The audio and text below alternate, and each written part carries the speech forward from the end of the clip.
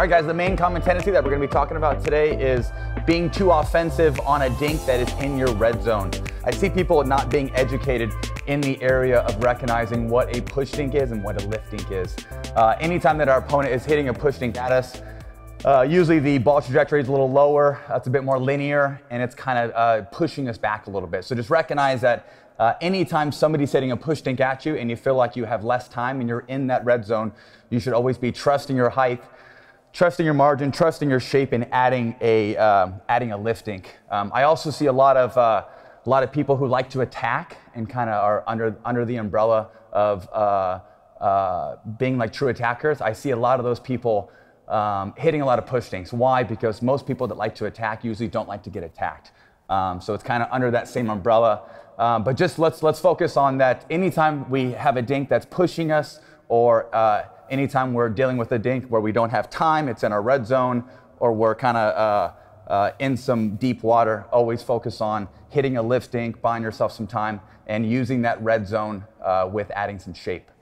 Yeah, I think it's really important, first of all, to be able to differentiate between the types of dinks that your opponents are playing at you. So I think the big thing is recognize that it's okay to want to be in control of the point. I probably have that temperament more myself, but there's a time and a place to take control, and then there's a time where all you're trying to do is make your opponents just play one more ball. So when your opponents are doing push dinks towards you, or more aggressive dinks towards you, understand they're taking more risk to do that. So your goal is just to try to get one more ball in play, wait for them, wait to get back to neutral, or wait for them to dink a little more passively. Then you have the option to employ your push dink or your more aggressive type of dinking at that point. Think about the points also being won by unforced errors compared to forced errors. Sometimes just being disciplined and just making dinks and giving yourself lots of safety or lots of clearance can actually do the job. So you don't always have to push your life away. You don't always have to be super aggressive, when those dinks are in your red zone. Why? Because you can win a lot of points just by keeping dinks in play. Hey guys, drill here. I'm acting as a teacher. Coach Kyle is acting as a student here. My job is to be hitting push dinks. Kyle's job is to be hitting lift dinks, but he's hitting lift dinks off of a half volley. So any sort of ball that's in his pressurized area, from, let's say that pressurized zone, here's the kitchen line. If I was to bring this line out 1 foot there, this whole little tunnelway is called the pressurized zone. I'm trying to dink in his pressurized zone. He's trying to take half volleys and lift them up and use the proper technique on that lift dink. Rock and roll here. Here we go. Forehands cross. I'm moving him side to side. He's taking half volleys. He's probably giving himself some time. Yep, beautiful. And something I want to do in this drill as well is that even though I'm acting as a teacher, if I don't have time to push, or if it's in my red zone, if I'm moving side to side, I'm going to be lifting back. I'm not going to be creating bad habits by being situational and saying that I have to push every time. I'm going to be selective on my push. Okay, ready here? Perfect. Okay, here we go. Lots of shape. He's getting that tip down. You see that? The tip of the paddle. Beautiful. Good. Perfect. Lots of shape. Beautiful. So take a look at Kyle's technique on his backhand versus his forehand. So backhand side, take a look here. The tip gets down. He gets plenty of good lift. Forehand side, or let's say that if there's 4 zones here, let's say there's zone 1, zone 2, 3, and 4. Anytime he's in zone 4, it's very difficult to like lay the tip down. So we always focus on in zone 4, always cocking up. So you'll see that when I pull him out of position on zone 4, the wrist is up and cocked. If he's in zone 3, he's probably going to have to lay the tip down a little bit. So zone 3, tip is laid down. Zone 2, backhand, and let's go zone 1. Lovely. Okay, so we'll say that from zone 1 to zone 3, if these are taken with the backhand, the tip of the paddle is always going to be facing at the ground. It's a little easier to get some lift from there. Okay, go a couple more here. Perfect, good. You're good, I like it. It's good, yep. Okay, I'm adding a push here. Beautiful, he's giving himself plenty of height. Let's go same drill, other side here. Yeah, and if you want to talk about how you feel from there, yeah, feel free. Yep, here we go. Again, I'm trying to find that pressurized zone. Okay, here we go. And guys, look at the difference in ball shape from Tyson's to mine. I'm using a lot of height. You can get away with a good amount of margin for error as long as you're dinking softer and more shallow in the box. So one thing that I'm big on, guys, with both of these shots is weight transfer. If you look at where Tyson's leaning after every one of his push dinks, it's towards me. It's towards me. He's trying to go through towards his target. But if you look at what I'm doing with the push dink, I'm really trying to be cognizant of keeping my center of gravity very up and down and going up with it. The moment I start going out, then I have a tendency for that ball to carry a little bit more. And then with all that extra height, that's when pop-ups happen. So I want to really keep my grip nice and soft, very relaxed, but I want to go up with it in a soft manner. Remember that dinking shallow. It's a really good ticket for that lift dink to not have it be attackable. Here we go. Last couple here. Getting good shape. I'm trying to find that pressurized zone. Beautiful, good. Look how Cal's hand positioning is nice and still. He's not adding any sort of kinks in. It's all one main unit. Lovely, good. Sweet. Okay guys, next drill. I'm acting as a teacher. Coach Kyle is acting as a student. Going both ways cross. I'm hitting push dinks. Coach Kyle is hitting liftings. Now his job is to be working on gauging how comfortable his lean is and really getting comfortable with taking dinks out of the air and lifting those up in a high margin manner so it is nice and shallow. Okay, so he's working on the volley dink out of the air off of my push dink, and he's looking to give himself some height and try to find that shallow zone, okay? So guys, people always ask me, well, what do you do against really aggressive dinkers who have great push dinks? One of the best counters for that is really good court positioning. If I can be right on the line leaning in, remember Tyson's hitting a linear ball. Pretty challenging for that to land in the kitchen if I'm able to lean in and make that target smaller. So that's my goal here, is not to necessarily punish him every time that I'm able to take it out of the air, but I want to make that target smaller for him. So any spin, top spin, backspin, any action that he has on that push dink is negated if I can take that out of the air in a controlled manner. Yeah. Also too, that visual presence of him leaning in and making the kitchen look a little smaller, put some pressure on my dinking, put some pressure in my eyesight. Plain and simple, when I'm not able, or I guess when he's able to take the pressurized zone away from me, and I can't find that zone, it puts a lot of pressure on me, okay? Rock and roll here, he's working on volley dinks in a lifting manner. I'm working on my push.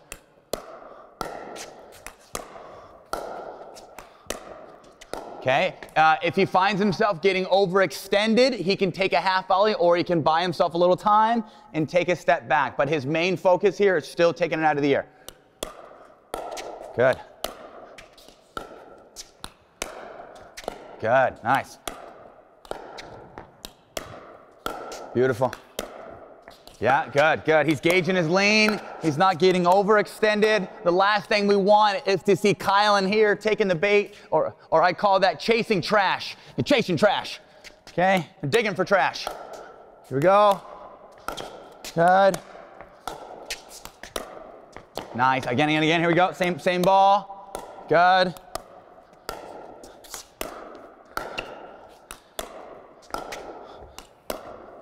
So why, and so this is kind of interesting here because he's leaning, he's taking all the balls out of the air. I'm working my butt off over here and I'm trying to hit push dinks. It comes to show that when you're looking to dink offensively, you have to create space, you have to create some time. And the best way to do that is by using this little anchor and giving yourself a little time by letting the ball sit up. So great job by Kyle, being very stationary there. Let's go back inside here. And one thing to notice, guys, is again, with me hitting more of a lift dink. Now, this is a volley dink, but I'm still trying to be more careful, not trying to take control of the point. So the way that I can have this be safer or more margin of error over the net is adjusting my paddle position. Two ways to make sure we get that nice safety or that higher net clearance. One, is having the tip of the paddle down. The other is if it is more in that cocked position, you can still tilt your wrist back and keep that paddle face open. So I either want the paddle face down or I want it tilted back to be an open paddle face. That will give me the most height and it'll keep my errors in the net down. Ready here? Okay, same drill, just backhand side. Trying to find his feet. Hit that pressurized dink. Here we go. It's a little high. Nice, good, good. Pretty. He's giving himself plenty of height. It's nice and shallow. Good. Keeping the hand positioning nice and still. He's pausing at the point of contact. You see that? He's pausing at the point of contact. Beautiful, good.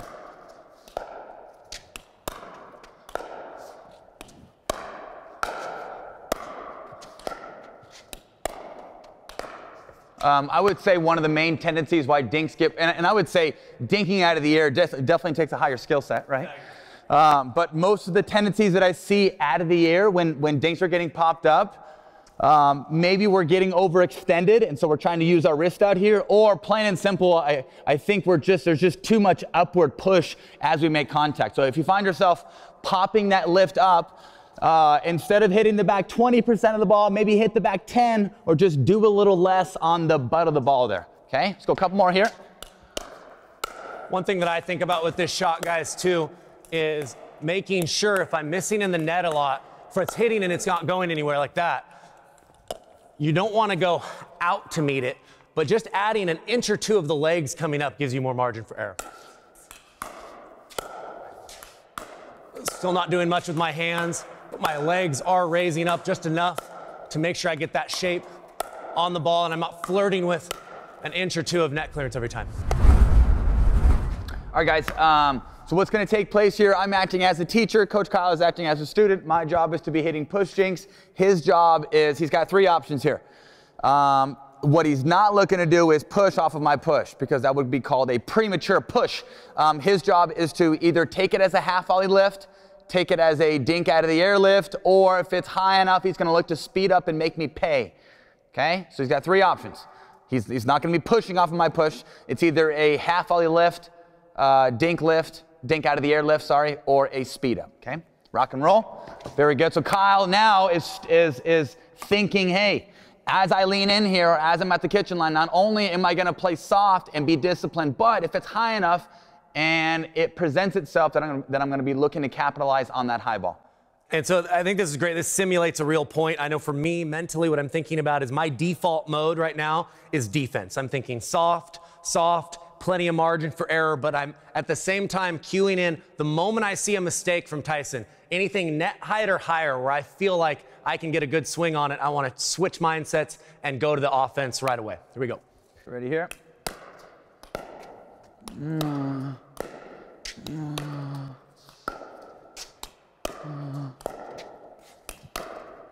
Nice, good, good. Yeah, and acting as a teacher here, I could block that back, I could punch that back, and whatever you want. Or even better, if Kyle can hit a winner, oh gosh, or even hit me, even better.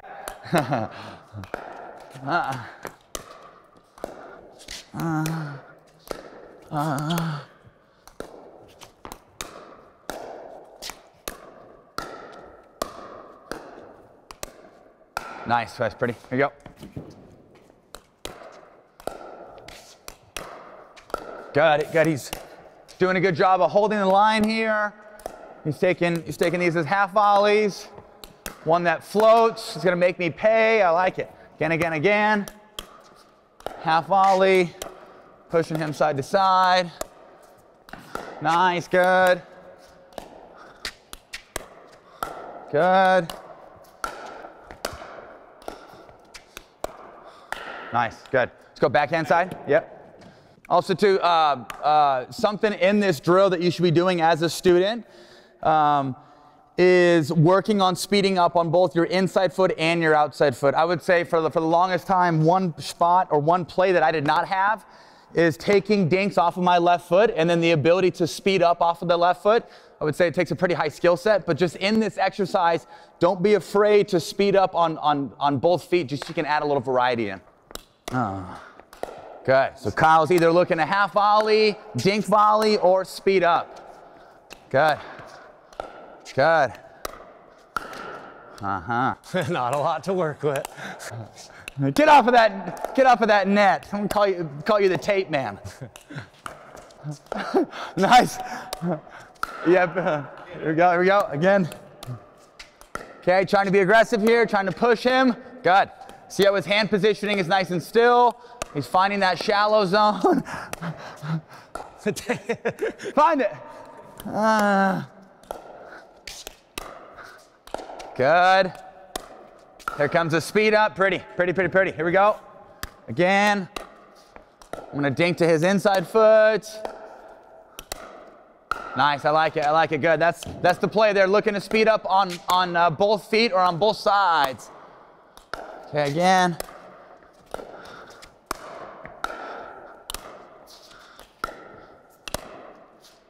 Good.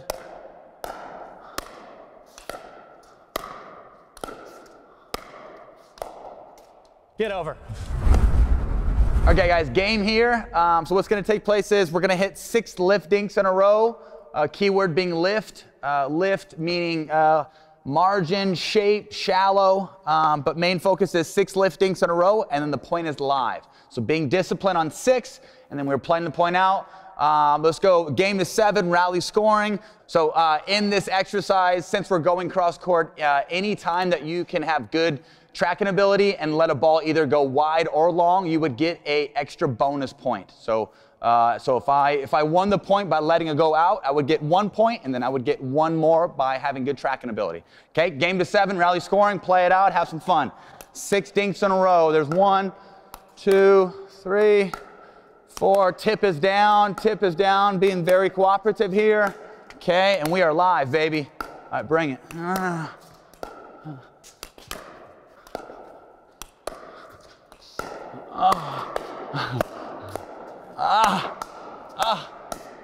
Okay, all right. Score is 1-0. 6 liftings. 1, 2, 3, 4, 5, 6. And we are live, baby. Live. We are live.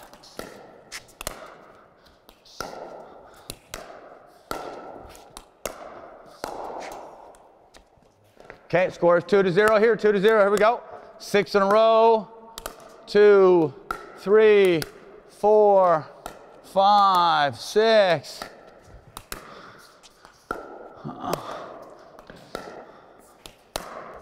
Oh, it's good.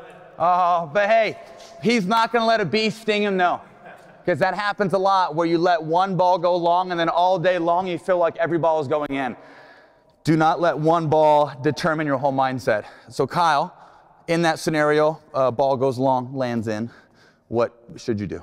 If it goes in, Well, just what should your mindset be, and instead of being so premature with the idea that every ball is going? Yeah, absolutely. I mean, to some degree, you have to give your opponents credit for good speed ups, right? He took a little bit of pace off, disguised it well. It did cross me on my shoulder height. A lot of times that is going to go long.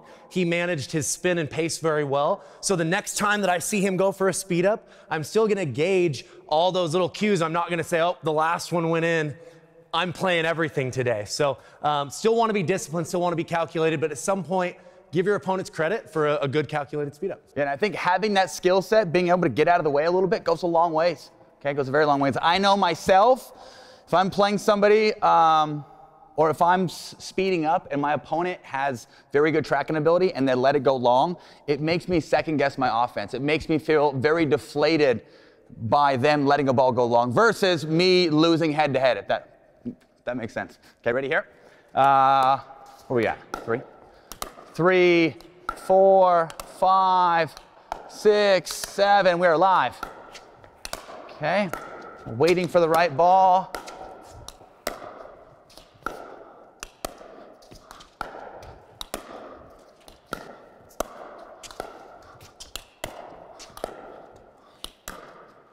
Good, beautiful liftings there. Oh, Good fans. last one here. Okay, game is to 7. Game is to 7. We're just going to play one more here. Good. There's 5, 6, and we are live. Again, lifting when I'm in red. Lifting when I'm in red. lifting when I'm in red. Okay. You can play this same game on the backhand side as well. I would say this game is probably easier to keep cross court just because most people tend to hit their push dinks cross court. Very difficult to be offensive with your dinking up the line. So we'll play it both ways, forehand and backhand.